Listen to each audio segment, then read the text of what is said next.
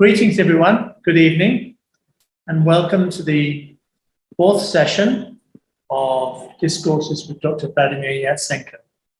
Before we open the session, have a moment's silence, please.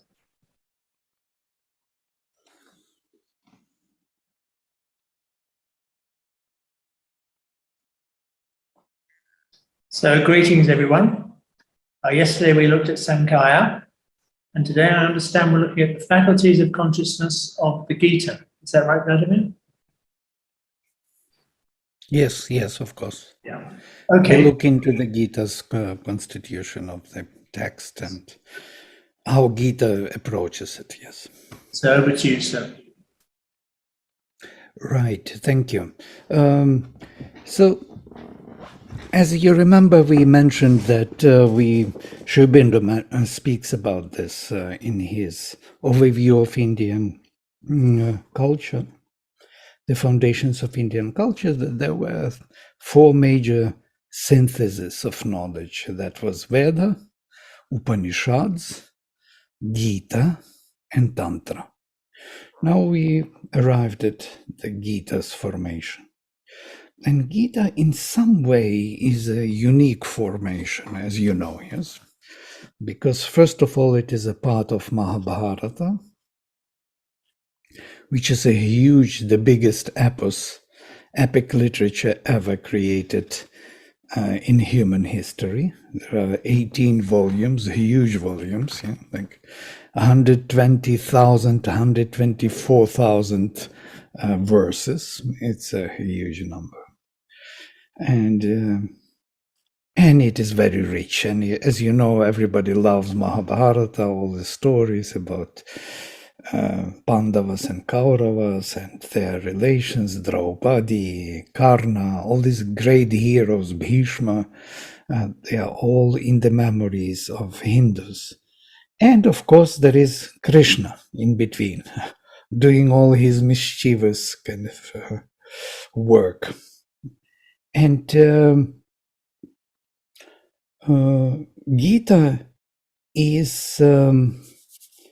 standing out from all this kind of Vedic, Upanishadic, and even Tantric tradition. It has its own approach to the vision of synthesis of knowledge. It has its own origin, as it were, which is as ancient as Vedic. By the way, Krishna is also mentioned in the Vedic literature. He was a student of Ghora Angirasa Rishi, and it is mentioned in Chandogya that Krishna, son of Devaki, even that we should know who he was, and not some other Krishna, but exactly this one, was the disciple of the Ghora Angirasa. And so it means he has his Vedic origin, as it were. Though we put this literature to the 500 BC, period of 500 BC, I think it is much older in a way. It belongs to some kind of Vedic time, beginning of Kali Yuga, 3000 BC or something. You know? At least the story, at least historically, it belongs to that time. The story may be written later. So what is unique about the Gita is that it introduces Karma Yoga. And Karma Yoga is something which was not expected in the system of Upanishadic or Vedic, so to say, vision, because it was in the Vedas it was seen as sacrifice, as the process of surrendering everything to the higher forces of consciousness. And in the Gita, it is recaptured or emphasized in a different fashion. As he says in the chapter 4, that he revealed this knowledge from the beginning of time to Vivasvat, and Vivasvat is the Lord of the Sun, and Vivasvat gave it to Ikshvaku. Ikshvaku is the first king. It's a kingly knowledge, yes, first king of the solar dynasty, and so on. So Manu to Ikshvaku, sorry. He gave it to Manu, because Manvantara has to start with Manu to Ikshvaku. And from that time on, this yoga, this secret yoga, got declined. Yoga Nashtav. It became lost in time. And now I again give it to you because you are my bhakta, says Krishna. Now, what is this karma yoga about? And it's quite interesting because at the end of our course, discourse, we will come to karma yoga again in the context of Auroville, yes? Because Mother, the last message to Aurovillians was, Auroville is meant for those who want to do karma yoga.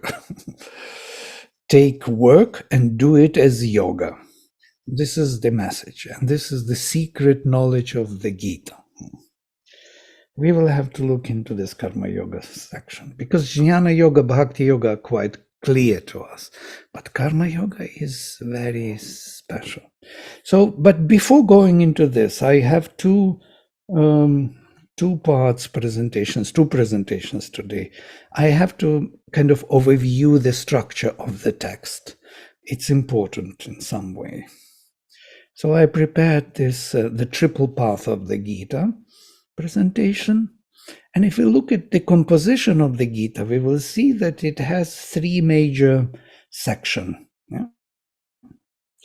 First section is the Karma Yoga, chapter 1 and 6. Second section, Bhakti Yoga, from 7th to 12th, another 6 chapters. Other 6 chapters, and finally Jnana Yoga, the last 6 chapters. These are called khandas, the sections. So great sections, 3 great yogas. And notice there are 18 chapters in the Gita, the same as 18 volumes in Mahabharata. Quite amazing. 666, 3 times 6, somebody says. So yeah, this is the evil number. It is the divine number, 18. So the first karma yoga deals with will, effort, action. It describes how to do properly action. Properly in a sense that it leads us to the liberation. How to be involved in nature and everyday life, and do the actions in the way that they will reveal to us our hidden, our unborn self. We'll come to it in the second half of presentation. The second part is love, emotion, devotion. How to tune one's heart, how to have this approach of love towards the divine. And here in this section we have this great Vishvarupa Darshana, where Krishna reveals his cosmic nature, cosmic form to Arjuna. And the last is knowledge, comprehension, self-realization, explanation how things have to be understood, seen by the mind. So we have body, heart, and mind, notice. So it's quite interesting. Body is earth, bhakti, heart is the space in between heaven and earth, and jnana is heaven. This is an important division of 3 parts of our being, the head, the torso, and the legs, as it were. Sri Aurobindo describes this in the essays on the Gita in this way. The first step is karma yoga, the selfless sacrifice of works, and here the Gita's insistence is on action. The second is jnana yoga, the self-realization and knowledge.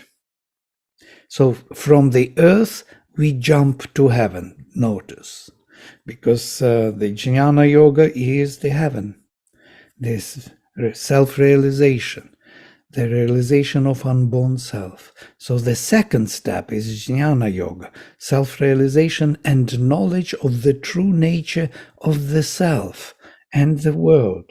And here the insistence is on knowledge. But the sacrifice of works continues, and the path of works becomes one with, but does not disappear into the path of knowledge. This is an important kind of distinction. It becomes one with, but does not disappear into the path of knowledge. So the action continues even when we found our unborn self. It will change its quality. It will be of a different quality, but it will be there. And the last step is bhakti yoga, adoration and seeking of the Supreme Self as the divine being. And here the insistence is on devotion. But the knowledge is not subordinated, only raised, vitalized, and fulfilled. And still the sacrifice of works continues.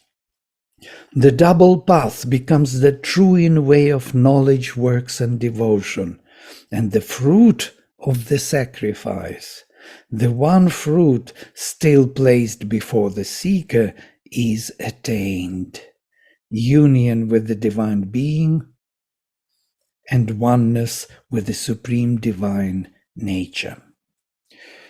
So this is the vision of the whole sacrificial action. First, the effort, the will, that karma yoga part, which leads us to realization of our unborn self. Second part, and which leads us finally to the adoration and devotion of the divine nature and divine being. This is actually explains everything to me and to every one of us, most probably, in Purna Yoga, that the bhakti part is the conclusive, it's the crown.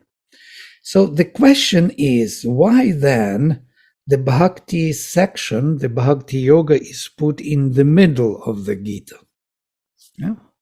In the previous slide I was showing you the location. So bhakti yoga is in the middle, jnana yoga is the conclusive part. By the way, this location of the parts confused many scholars. And if you read the explanations of the Western Indologists, you will understand what I mean. So they say, for example, that bhakti yoga is not so important. Jnana yoga is more important. Yeah? Bhakti yoga is only a transition to some knowledge, which is finally the crown of the Gita. Yeah? And I disagree totally. Absolutely. I will follow rather Sri Aurobindo's explanation that bhakti yoga is the last step. And why the last? So look at this beautiful vision. So karma yoga, we start our action, we kindle the fire, and the smoke of the fire, Sri Aurobindo says in this, in the other passage, comes to heaven and kind of opens up our unborn self, and then heaven answers down to the call of the fire from below, yeah? And that answer will generate that connection of heaven and earth, which is bhakti. Bhakti implies two things: the aspiration towards the divinity, that means psychic love, psychic flame towards the divine, and the answer from the divine, which the flame in the heart receives. And that is the love, that is the bhakti. So bhakti is the result of self-realization. Otherwise, how can we love the divine if we do not know the divine at all? It's not possible to love the divine without having a glimpse of it or something of it. So it's kind of a grace that answers. So there are two powers, as Sri Aurobindo says in the Mother Hymns. One, aspiration, and the grace that answers, which complete the whole action. So that's when the self-realization is achieved, the answer in the heart is already there. So it's this the Bhakti Yoga is the final crown of the whole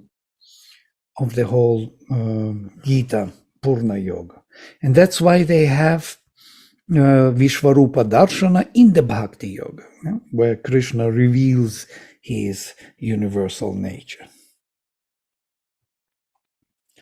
Yeah, makes sense?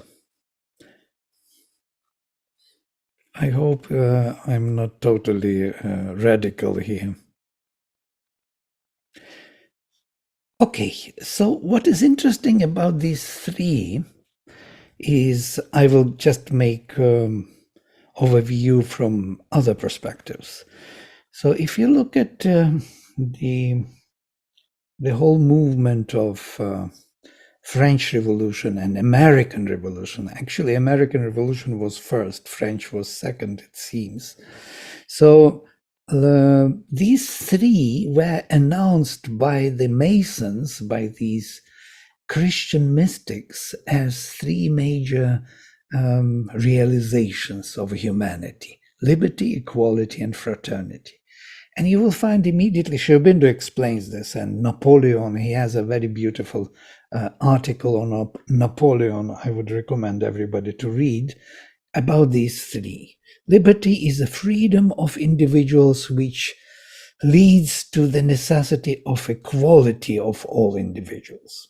So once you are free, liberty, that means in a way you are free to invoke, to willpower, yes, karma yoga, to do whatever you have to do there. So it will lead you in the social sense to understanding of that everybody is equally free to will, to the realization of the self, of the unborn self, from which you see and view everyone and everything as the divine. So the equality is a concept, a vision of the mind, of law of social order, viewing every member of the society as an equal member with equal possibilities. This is the foundation of socialism. If liberty is the foundation of capitalism, let us say, yeah, then equality, if it dominates the liberty of individuals, of course it becomes socialistic. If individual freedom dominates the equality of the social order, then it becomes capitalistic in a way. So there is a constant ongoing fight between the individual and social order. Sri Aurobindo describes this in the human cycle and everywhere in his social works on social approach to knowledge, sociological approach to knowledge. So fraternity, and Sri Aurobindo speaks of fraternity as that which will link both and which is most required for the reconciliation between liberty and equality. So fraternity is the feeling of love in the heart of all human beings, that psychic flame. It is by this emotion in the heart that individuals, being free, can accept the equal rights of everyone. There is no other way to accept equality, only with love in the heart. So we may understand equality, that we are all equal, as we understand nowadays in the world. Yeah, even in capitalistic world, we all understand that we are all equal, but we cannot realize it. We need another power of love. Otherwise, without that power of love, we may understand that we are equal, yes, but to really make it work, we need that power of love. And he says this would be the solution for just organizing the proper, perfect society. That's what all of us are looking for. You can see that there are countries where equality, so to say, equality is just when it dominates the liberty, it starts stagnating, and it is far from equality. In the Soviet Union, we had a joke that there are, in our equal society, there are people who are more equal than others. So this is the equality we were joking about. Because there is no equality, definitely. Look at Russia today. There are oligarchs, there are 100 billionaires there sitting in the parliament. So it has nothing to do with equality, though they preach equality non-stop. But liberty is the driving force of this society. Without individual liberty, without individual freedom, there is no way that society can be built properly. And Schopenhauer somewhere beautifully says about this, that the perfect society will be that which will care about the liberty of individuals. If there is a society which cares most about the individuals and their freedom and their achievement, creativity, that society becomes perfect. But we don't have such societies yet. It requires fraternity. Now you can see the same framework, the same thinking. So there is an action, freedom. There is also the realization of the unborn self, seeing everybody equally as a divine. And finally, the love in the heart, which is kindled by these both. So the Divine Trinity, I'm coming to this to explain this triple organization of the Gita. These are words from Sri Aurobindo. Brahmanaspati is the creator by the word. He calls light and visible cosmos out of the darkness of the inconscient ocean and speeds the formation of conscious being upward to the supreme goal. It is from this creative aspect of Brahmanaspati that the later conception of Brahma, the creator, arose.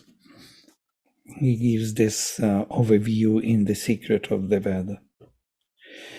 For the upward movement of Brihaspati's formation, Rudra supplies the force. He is the violent one who begins his work upon the earth and gives effect to the sacrifice on the 5 planes of our ascent, who leads the upward evolution of the conscious being.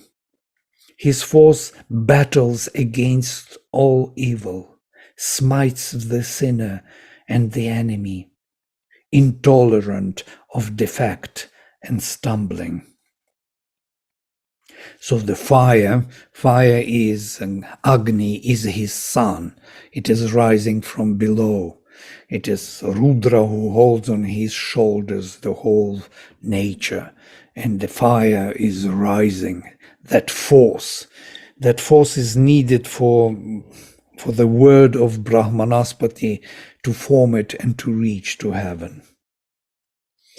And for the formations of Brahmanaspati's word, for the actions of Rudra's force, Vishnu supplies the necessary static elements, space, the ordered movements of the worlds, the ascending levels, the highest goal.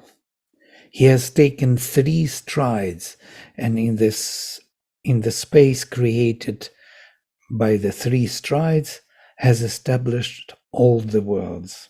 In these worlds, he, the all-pervading, dwells and gives less or greater room to the action and movements of the gods.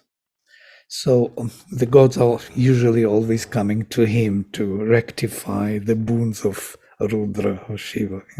Shiva is easily giving boons to anyone who wants to achieve something. And then it becomes a big trouble for all, because Shiva is Ashutosha, easily satisfied with anybody's austerity. So he gave boons to everyone, to Ravana, to be invincible. So then they have to come to Vishnu and beg him to rectify that thing. So Vishnu always comes later to rectify. But look at this beautiful arrangement. Rudra and Agni on one side, so to say, the flame from below, rising in evolutionary ascent, Vishnu from above, supporting it, yeah, and Brahman is from within the heart, the word, calling flame, invocation, which needs the force of the aspiration of nature, of fire rising from below. This is the holistic vision of the Veda, by the way. It explains everything to those who study Hinduism, by the way. The difference between Vishnu and Rudra is so fundamental, so important. When Shiva is asked, "What are you meditating upon?" he answers, "I meditate upon Vishnu." He wants to reach to heaven because all this rising force is to heaven. And Vishnu is most probably meditating upon Rudra, wants to reach down and connect. In the Veda, these two are represented by great godheads. Agni is the son of Rudra. Yeah? All hymns to Agni are Rudra's action, actually, because he is his son. It's just flaming out. It is something which is acting already. If Rudra is the godhead which supports this action, then Agni is his action, as it were. Then Indra, on the other hand, is the action of Vishnu. Vishnu is his younger brother, that greater overmind which supports the flaming of the intuition down, of Vajra of Indra. Indra has Vajra, and Vishnu has Vajra, notice, both of them. So Vishnu stands behind Indra in heaven. Indra is bringing the lightning from above, and this lightning is piercing our darkness, kills all the enemies from above. And Rudra is rising from below with Agni. And this Indra and Agni have to meet. And there are hymns to Indragni when they meet together. Then the sacrifice is fulfilled. When Vishnu and Rudra come together, then the whole movement reaches its fulfillment.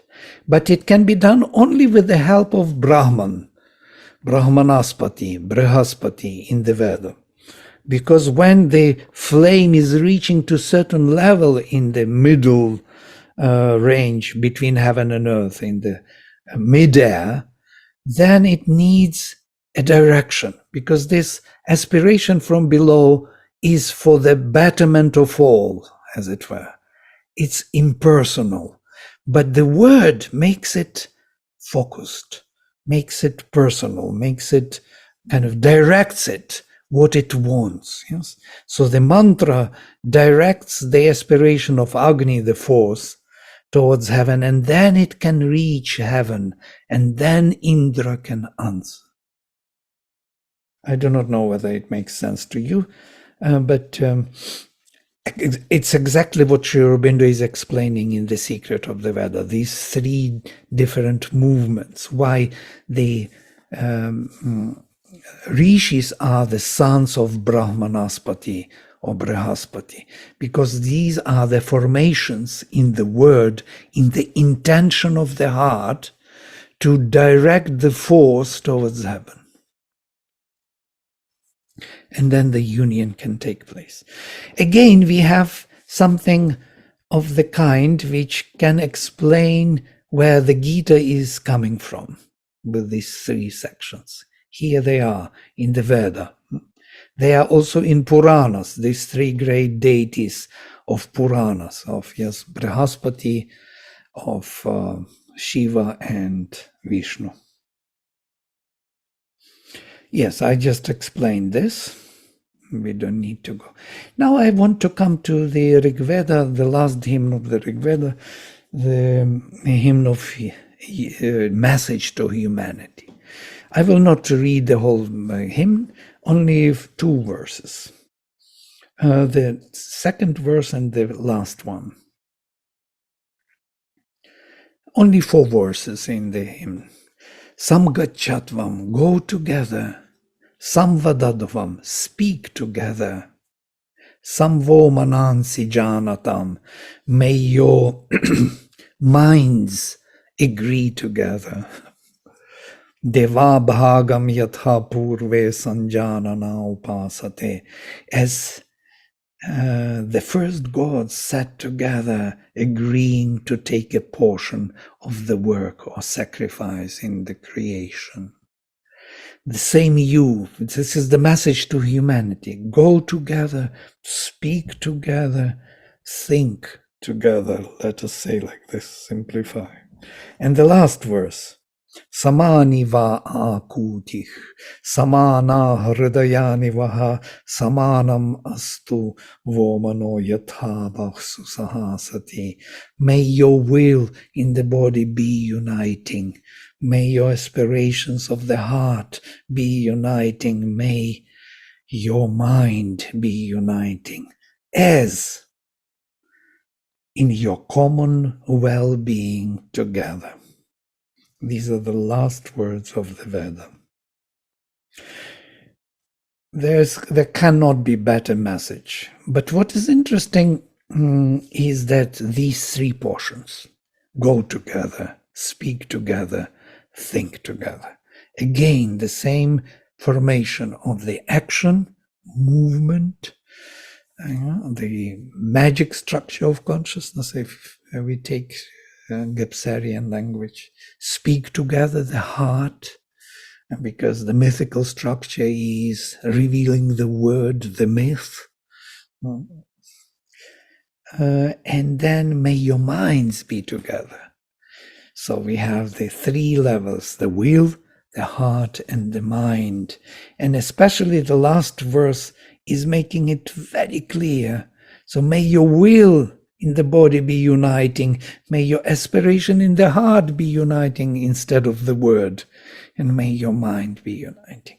So the Vedas are associating the word with the heart, which is the Vedic vision. Yeah, Brahmanaspati is rising. Brahman is the mantra rising from the heart, from the ocean heart.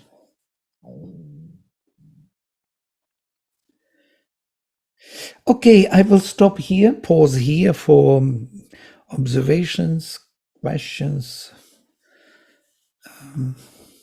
If you want to share something, please go ahead. And then we will continue into Karma Yoga section and see what is unique about it. Could you maybe elaborate a bit on the Indra part of the explanation? Indra. Right. Did we see the mother's picture from the Huta? I was mentioning this, the yellow level of the intuitive mind and the blue level of the illumined mind. So when we rise to the top of our being, we spoke about this in the Vedic form. Yeah? So this mental mind, as it were, this is the top, the 9 levels, yeah? Navagva Rishis. Then they call to Ayasya Rishi to bring Indra down. So the 10th, they become the Dashagva Rishis, the Rishis of 10 rays. So the 10th one comes from above the 9. Yeah? So the 9 is Sahasrara, it's here already, but the 10th is above Sahasrara. It is that lightning which pierces, which breaks our ceiling and brings the light of the overmind of Vishnu into action. That is Indra. Without that light, without that connection to the transcendental, not much can be done here. Yeah?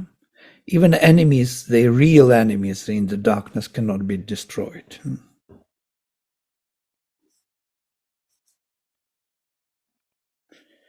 And it is Indra who destroys the Vala. The Vala is the subconscious cave where all our treasures are hidden. Treasures of our spiritual perception have to be released, freed from the darkness, from that cave of darkness. You remember Cave of Wonders in Aladdin?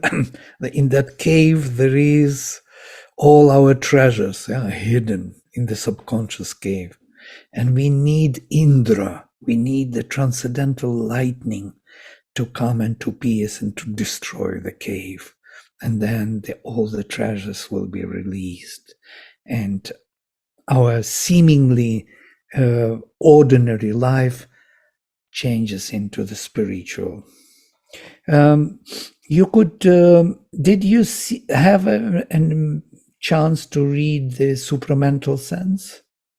I sent you the link. It is an amazing thing. It's just amazing in every way. He describes how our ordinary look at the world will change with the discovery of that consciousness. So this is something of that kind, yes? When the Vala is destroyed, you see the world totally differently. And it doesn't mean that ordinary look at the world will disappear. It will be there at the same time. Only it will find totally different understanding and position. And so all the elements what we see now in our ignorant state will endure in some way. They will find their right place. They are also true. It seems we thought that everything will change. There will be another world. Yes, it will be another world. And at the same time, it will be the same world.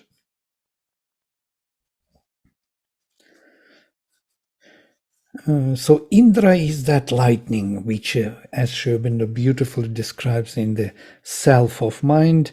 I also recommended the Self of Mind canto. Maybe I will have to look into it for you since you asked about Indra. Do you want me to read the passage from Self of Mind where it is described the difference between our highest perception mental and Indra's lightning when it comes? What happens to us in the moment when Indra pierces our top? We have the time. There. Yes, please. And I want to ask you about if there is any mantra towards Indra to bring down the intuition. Sure. The Indra is the most invoked in the Veda. Yeah, there are more than 260 hymns. The biggest number of hymns are dedicated to Indra. Then Agni, Indra and Agni. These are the deities which are most invoked. So Sri Aurobindo describes how we perceive the world when we reach to the illumined mind, and that is the self of our mind. This is the top, the mental mind in our section. And let me project. You don't see it, most probably.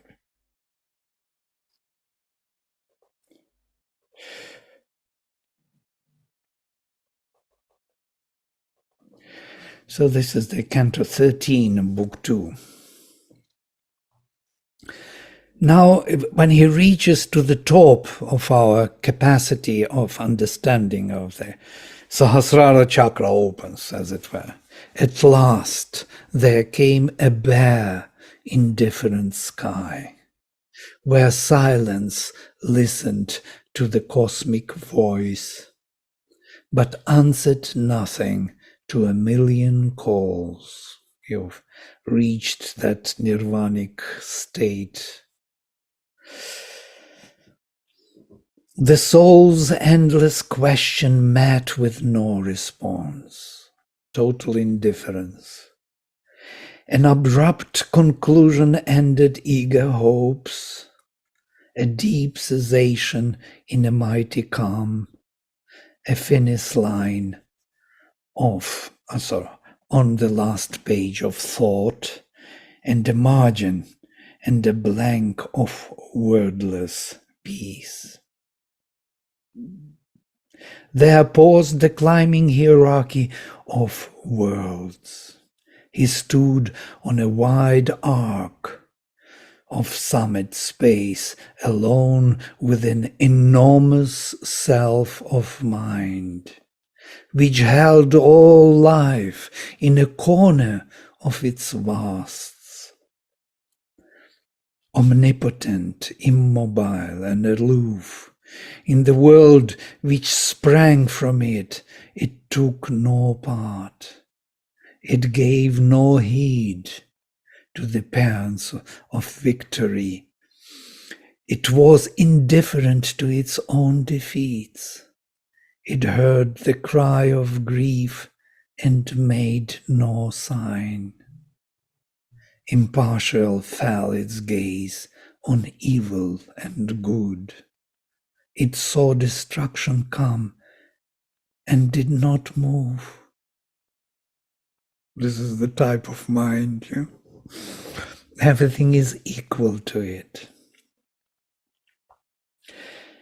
Yes, and it goes on, an equal cause of things, and lonely seer and master of its multitude forms, it acted not, but bore all thoughts and deeds, the witness lord of nature's myriad acts, consenting to the movements of her force.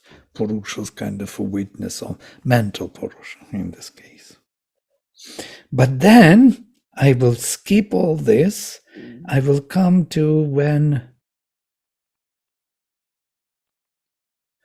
he says, then. Desire came not, nor any gust of will to it, yes? Yes, here it is. Then. Sri Aurobindo uses this word when he wants to shift, many times in Savitri.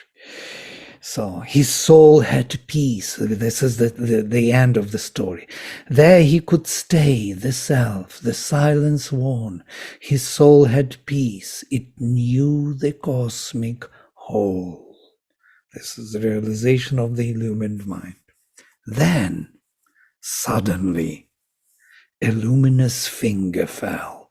This luminous finger is that lightning of Indra. Breaking our ceiling. Luminous finger fell on all things seen or touched or heard or felt, and showed his mind that nothing could be known. This is the shift. Suddenly all that he knew was nothing at all true. That must be reached, from which all knowledge comes, the supramental knowledge. The skeptic ray disrupted all that seems and smote at the very roots of thought and sense. In a universe of nescience, they have grown, aspiring towards the superconscious sun, playing in shine and rain and heavenlier skies. They never can win, however high they reach. All this, whatever we are here in this Navagvas shell, we cannot ever break through. We are kind of playing in shine and rain from heavenlier skies. They never can win, however high they reach, or overpass, however keen they probe. A doubt corroded even the means to think. Distrust was thrown upon mind's instruments. All that it takes for reality shining coin, proved fact, fixed inference, deduction clear, firm theory, assured significance appeared as frauds upon time's credit bank. or assets valueless in truth's treasury. And he goes on and on with this. He describes how useless all our knowledge is and all our realizations. In the light of that lightning, now you have some sense of it, what it means, Indra's lightning.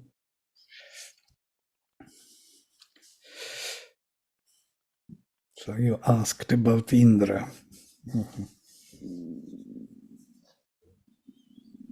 I had to. Right. We discussed this with you before, no?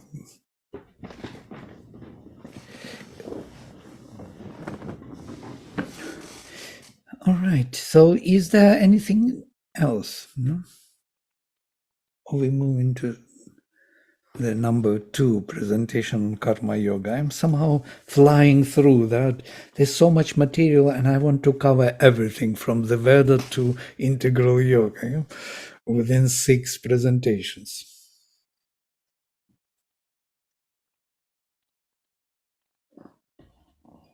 Vladimir, Give you a little time. this to is breathe. so challenging, Vladimir. Yeah. Like on one way, you're kindling the flame and like it just reaches somewhere. And then after the session gets over, back to the reality. And how to bring both the worlds together. Interesting question, yeah. We have to live in this. It's some kind of a new type of life, yeah. There was a period in my life when I could not even think anything but about this, yeah. Like several years in a row, thinking in the morning, in the evening, in the midday, in the night, dreaming about it, talking only about it, nothing else. Because what else you could speak here, which makes sense, yeah? Everything else becomes like a dream of some kind. Okay, yeah, we have to be practical. Yes, practical. Somebody told this to the mother, but can you give us tell us something practical? And she says, you think spirit is not practical? It's supremely practical. Only we have to take it into ourselves or something, or allow it to break through and lead our life. And we will have the same life. This is the problem of our thinking. We think that once we shift into that spiritual perception, life will change totally, and we will lose everything. Yeah? Not at all. Everything will continue, but it will be differently colored. And much more joyful in a way than ordinary, boring, practical life. Integration. Yes. Yes, this yukta. In this presentation on the Gita, I had a slide on so when these three are combined, the Bhakti Yoga, Jnana Yoga, and Karma Yoga, then one becomes composed. Composed in a sense that there is no more difference between one's words, feelings, thoughts, and actions of will. Can you imagine that all of them come together? That you don't need to fight, to struggle, to convince yourself to do something, because you are one. Your will, your word, your mind are working together. And this is the desired state. Perfect harmony. Yeah. Yeah. And they call it yukta. Yukta means composed. We translate it also as yukta, connected. Yeah? But once you are composed, you become connected to the divine. Yeah? Then there is no more difference. Then the divine connects through you easily. Because when this discrepancies, when there is this oppositions between your own members within your own kingdom, then it's much more difficult for the divine to act, your divine nature to break through, and other forces take charge of. Yeah? All forces of the vital or their lower kind, desires, they creep in, all kinds of fears and vanity of every kind, because there is in this kingdom is a disorder. So you are not one, you are not composed, you have many gaps. Seems there are some similarities with Triguna, Mukti. With what? And I didn't understand. Triguna, Triguna. Tamas, Rajas, and Sattva. Sattva could be Bhakti. Tamas, I don't know, maybe Karma Yoga.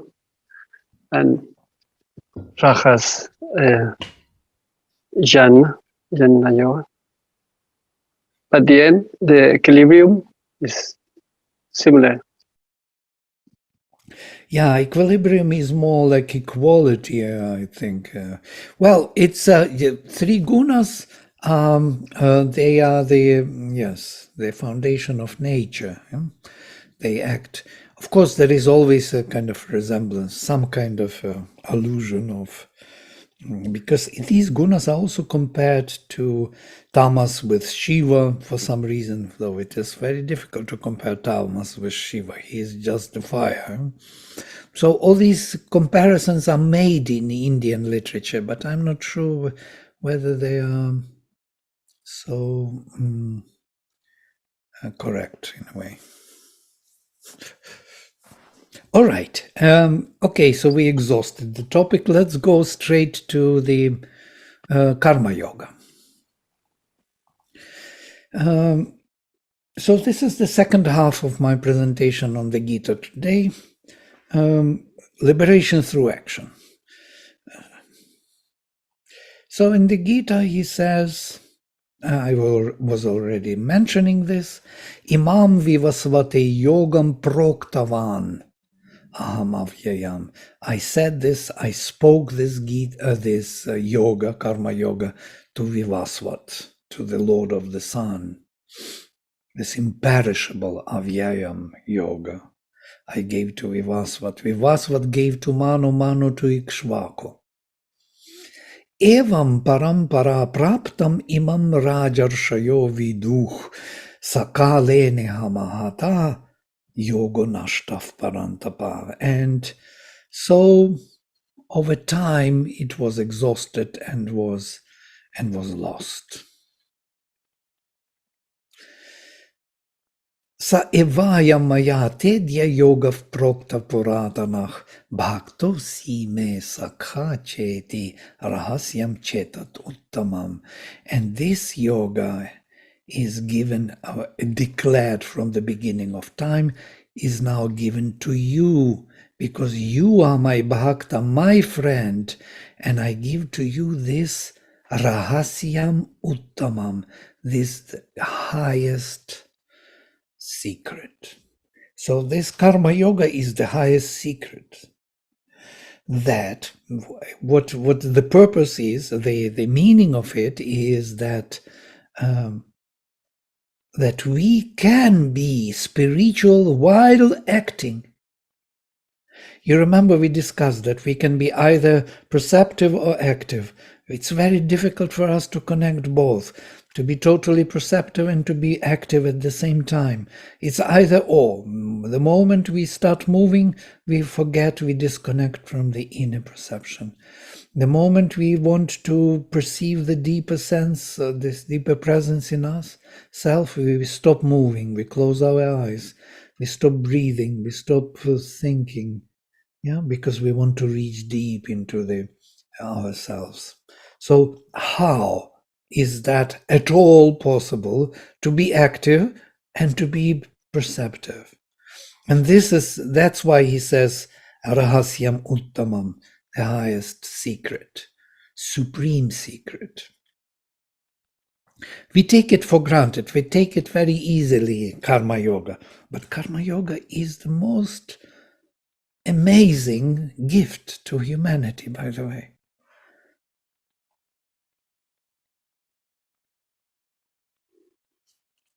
Now, Gita has its own vision of creation. It's from the chapter 8. In 2 shlokas, the whole vision. Everything Sorry is laid out. to interrupt. I wanted to say something about this karma yoga Yes, thing. please. Isn't it? It's actually. I mean, I have observed in my case that. No doubt that it is the best thing that has happened to humanity, but how to concentrate on yoga while doing our everyday thing. I mean, we are so engrossed in our lives that if we concentrate on this, we tend to withdraw from the society or people around. And if we focus on that part, we can't concentrate on the yoga part. By the way, this karma yoga, though that's why he says the highest secret, it was misunderstood by many. If you read Gandhiji's explanation or even Tilak, they take it as duty. Duty to social order, it's your duty as a father, you follow your dharma. They explain it very down to earth. Yeah? But it is something much more than just following your duty. Because following your duty, you may do it anyhow, because of fear to be judged or because of anything, as it is in Indian society. Everybody is afraid to be judged by your relatives, neighbors, and so on. So everybody behaves. You behave. Yeah? So this is not karma yoga, behavior. There's something more. There's actually you begin karma yoga with withdrawal from the fruit of action. It's a psychological freedom. We will come to it. It's in the presentation. But this withdrawal from the fruit of action, that for the action you have the right, not for its fruit. Mm-hmm. So you are active in society. You do your duty. You go to work. Yes? But psychologically, you're not attached to the result. Psychologically, you free your inner energy from that determination. I have to get this result. Check, check, check. This mentality has to go. Check, I done. Check, done. I see many people doing this, and they don't even value what they are doing. They just have to finish it off. And once they finished it off, they didn't even know what it was. They didn't feel it, didn't absorb it, didn't value it, didn't love it, didn't have time to deal with it. Everything was check, done. Efficiency is there. Everything is in place. And then what? What is the result? What is the gift from this? Money is the gift. You get your salary. check, salary. And then you start living. So you are not living while doing. You're living when you get your payment for your slavery. Yeah. So this slavery is to go. It's so the labor should not be a curse, as it is in the Bible, So that means if we are so if we are trying to get connected with the psychic being, also, I think there is an expectation of the result or the fruit of the action. Maybe that is why we find it so difficult to get connected with our psychic being, because we expect at the back of our mind, maybe we expect that because we are in this path, so we will be connected with our psychic being. Yeah. We when we do spirituality, we expect some realization. We are always expecting the result. This is the problem. This is a fundamental psychological problem of attachment to the fruit of action.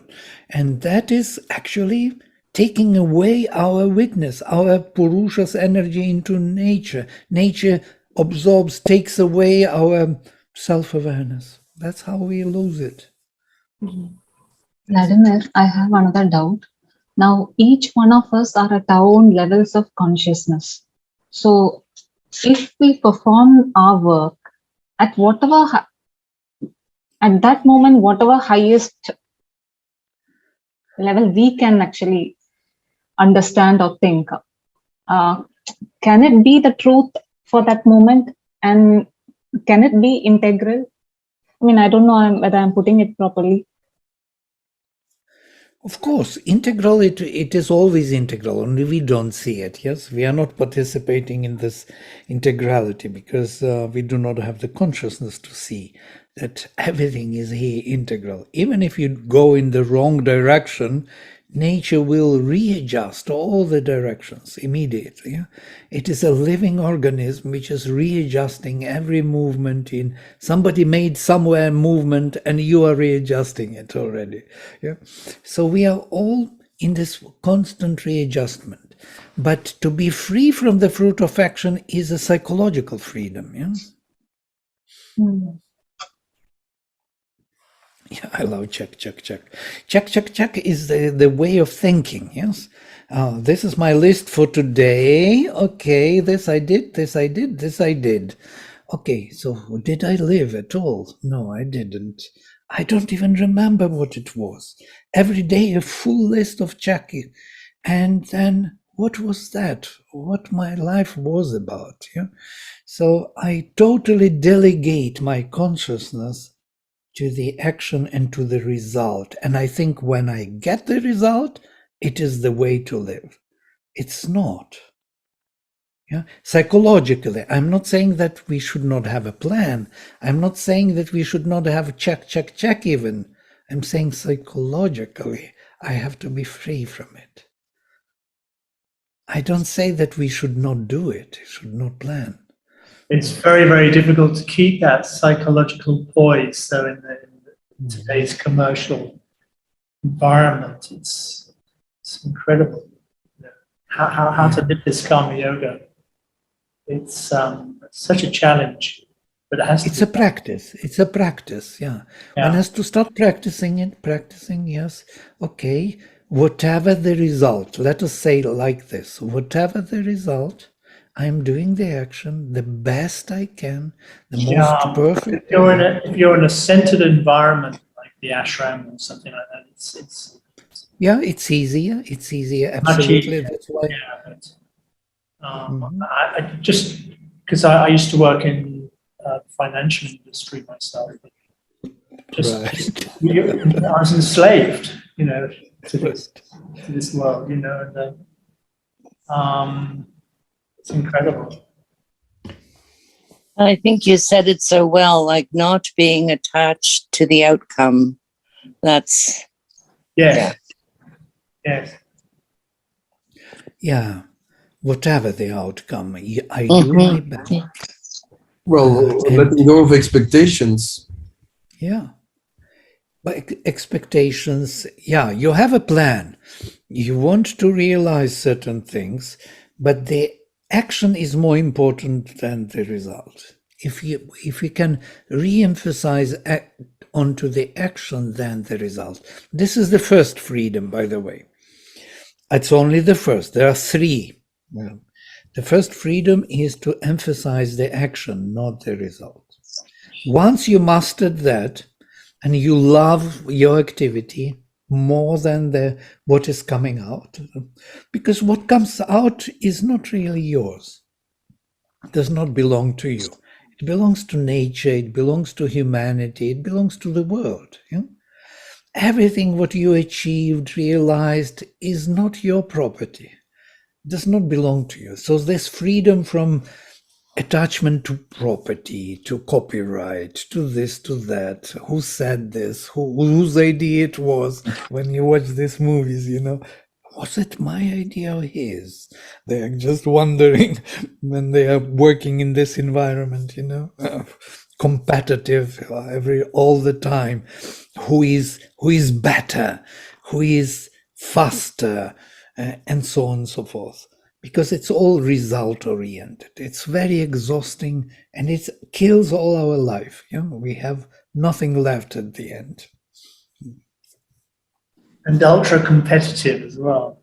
Yeah. Yes. And it is all about money. You notice money substitute something. They did on one side, they did a great help because they freed humanity from that hierarchy of varnas and clans, and by birth you have the right and you don't have the right or something. So they made equal human beings in some way. But on the other side, they enslaved man and made him a slave that he can sell his labor. He doesn't like to do it, but he will do it because then he will be free. So he is not free while doing. This is the most difficult. So that's what he offers us. He offers us to be free while doing. With money or without money, doesn't matter. Really doesn't matter, because it's only psychologically that you have to be free. You will have to do it anyhow, as Sri Krishna says in the Gita. Whatever you think that you are not doing, you cannot arrive at non-doing by doing nothing, he says. You will have to do. So why not to do it in the way which is making you free, rather than to do it in the way that makes you a slave? You will have to do it. You will have to wake up, to brush your teeth. Even sitting and meditating is doing, is still doing. Closing your eyes, doing nothing is doing. And this is something that one has to understand, that one way or another we will have to do. And nature will make us do things. Only we can be free or slave. We have to choose. It's our choice, our call. The same thing we will be doing. We will have a family, work, numbers, working with numbers, calculating them. But you can be free. Or even the way of doing can lead you to freedom. First, a detachment from the fruit of action. I have it in my slides. Okay, I skip this vision of creation, which is kind of important, but here it is. Karmanyevadhikara ma phaleshu kadachana. Karmanyevadhikara ste ma phaleshu kadachana. Ma karma phala hetur bhur mate sangostva karmani. Thou hast right to action, but not only to action, never to its fruit, but only to action, never to its fruit. Let not the fruits of thy works be thy motive. The fruit of action is not your motive of action. This is something also very helpful to think of. Neither let there be in thee any attachment to inactivity. This idea of inactivity is the wrong idea. There is no inactivity. It's impossible. So we think always that, oh, I'm working so hard, so much labor. Did you notice? Labor is the heavy word, where you have to sweat, and you have to spend your energy unwillingly, and then you have to get the reward for your labor. This idea of reward, this is all fruit-oriented thinking. It is through all the history of human kind of history, we have it. But that's why he says this is the secret supreme, because it tells you something totally different, that you can't be inactive. Seeking inactivity is a wrong seeking. You have to seek something else. Yourself, not inactivity. You cannot arrive at inactivity by being inactive. You need to be active to arrive at yourself. But how?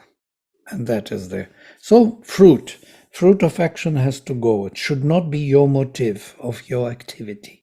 There has to be other motive of self-finding, of learning. The action has to become educational. I want to learn something. I want to discover something. That sense of creativity could be a motive. I'm just explaining it to myself this way.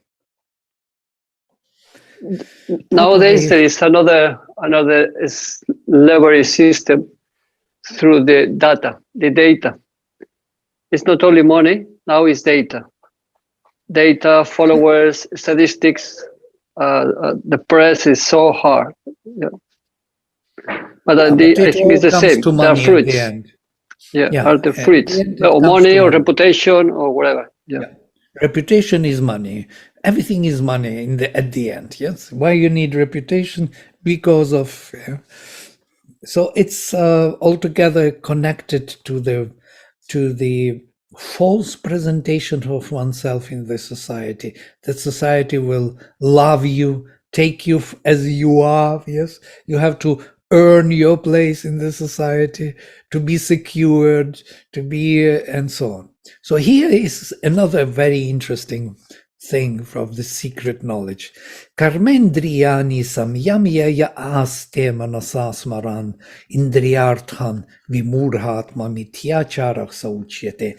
This is the only shloka where he speaks about mityacharas, about those who follow the yoga in vain, those who control the organs of action, that means action, activities, but continues in their mind to remember and dwell upon the object of sense, enjoy the object of sense, yes, in the mind. Such a man has bewildered himself with false notions of self-discipline. Mityacharas uchyate. He is following in vain. Mudhatma, vimudhatma. He is bewildered and follows the discipline in vain. There is a huge number of yogins, sadhaks. I myself was in this vainity for quite some time, that you think that when you do nothing outside, then you do yoga. You go and you sit and meditate. What do you meditate upon? You think about something. You think about this, about movie, about that, what to buy at home, how to, work in your garden. This is your meditation. It is absolutely wrong. This is mithyachara. That's what we usually do. Yeah? We close our eyes and we think we are spiritual. But what we do in the mind, we just live our life. And then, yastvindriyani manasaniyam ya rabhate Arjuna, karmendriyah karma yogam asaktah savishishyati. But he who controlling the senses by the mind, O Arjuna, without attachment engages with the organs of action, in yoga of action he excels. Now, we have to take our organs of action, that means these karmendriyas, or karmendriyas are our hands, legs, speech, and procreatory and excretory organs, 5 of them, as you remember by Sankhya.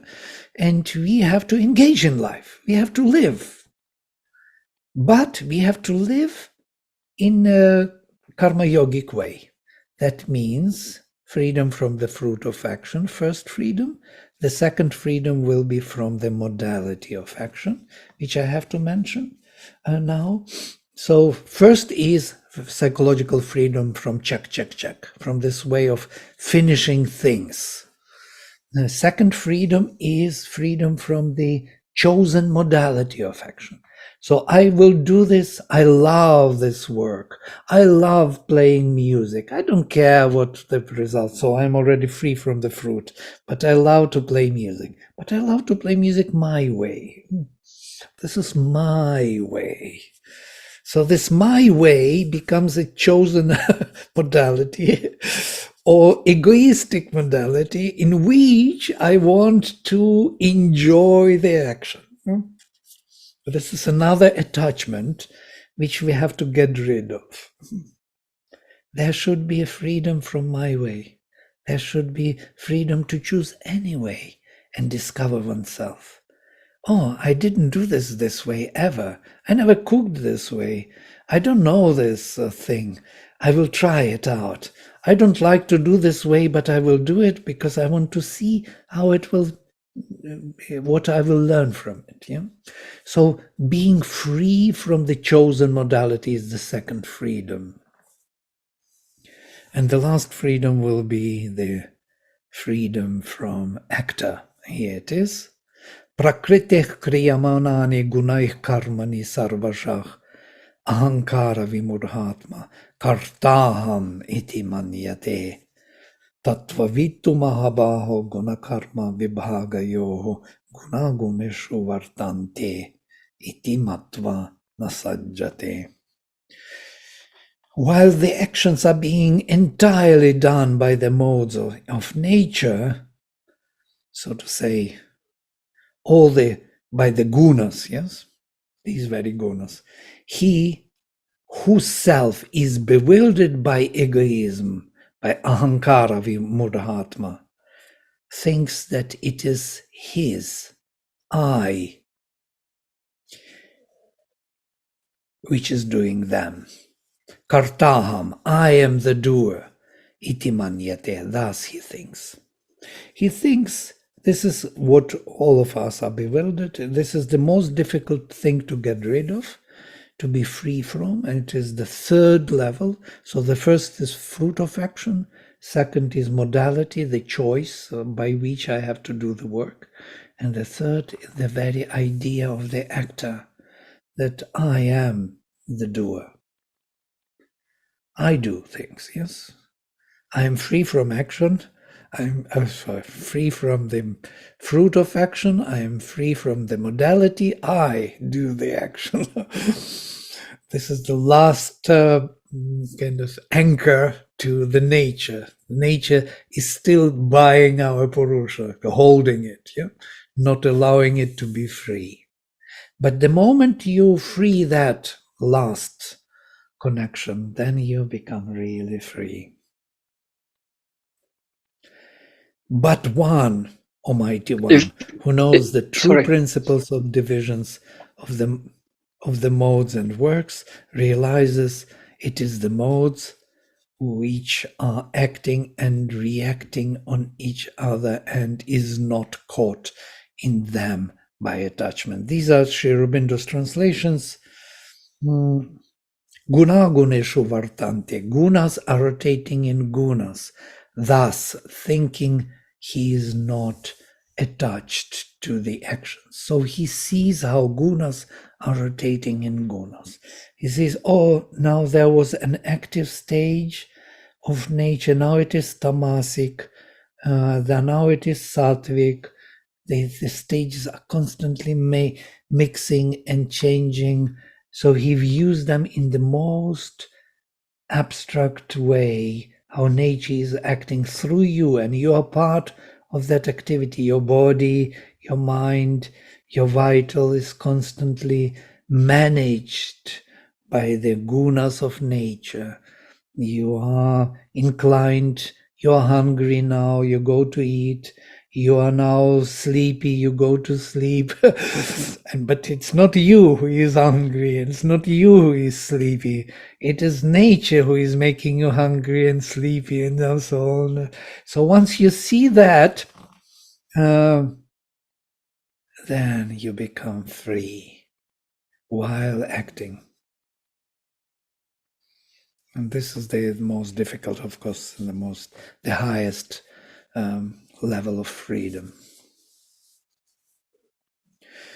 Yeah, this is the secret knowledge of Karma Yoga. So 3 stages we have to remember. Yes, Siegfried, you wanted to say something. I want to ask you, this actor is Ahamkara? Ahankara vimudhatma. He is bewildered by Ahankara. Ahankara is actually the ego sense, which is needed for the action. But to be bewildered by it is something else. Ahankara is needed. It will be there even when you will be free. It is a part of nature and her action.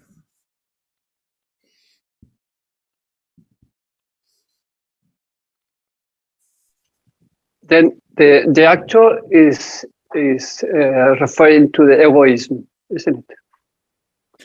There is no actor. Purusha is only a witness. Actor is nature. Nature is acting.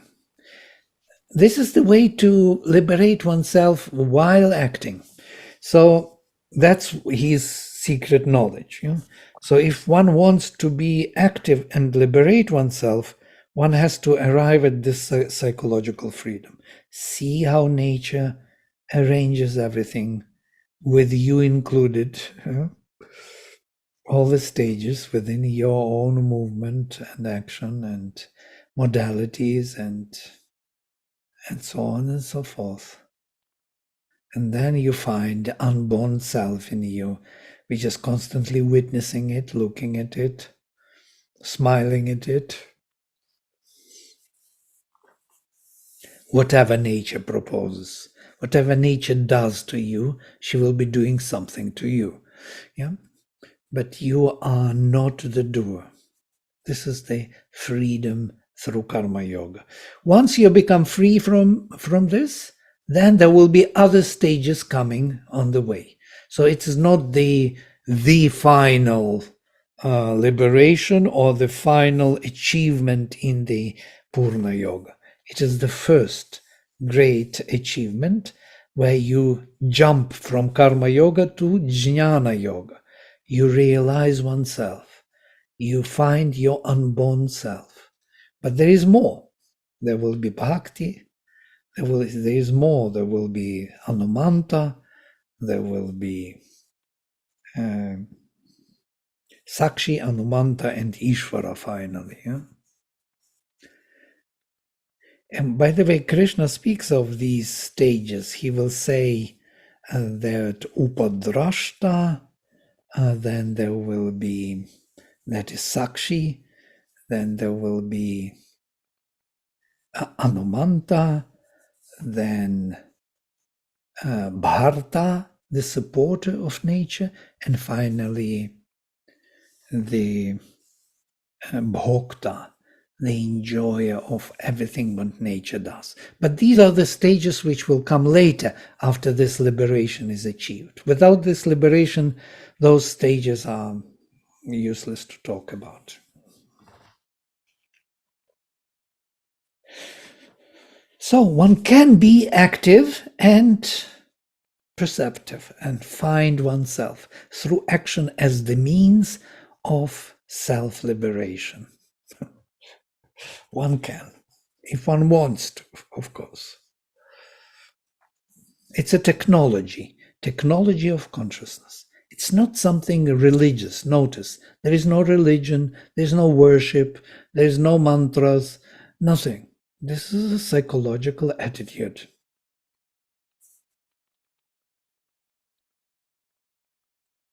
It's pure psychology.